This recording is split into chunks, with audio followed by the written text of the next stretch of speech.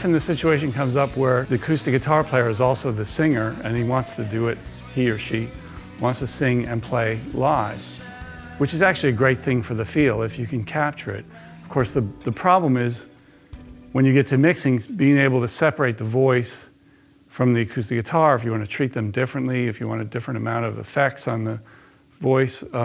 And what usually happens, and I've had to mix a lot of things from a lot of artists where both mics pretty much sound the same. They both have, sometimes the acoustic guitar mic will have more voice on it than acoustic guitar, and it gets to be a real problem in the mix.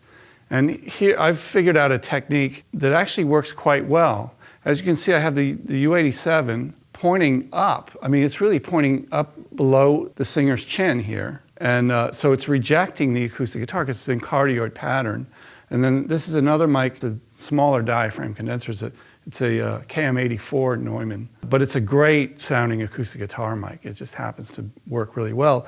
But it's pointing almost straight down. I mean, more than a 45-degree angle down, probably more like a 60-degree angle maybe, directly at the hole. And it's pretty close. Unfortunately, it doesn't have a roll-off on it. It does have a pad.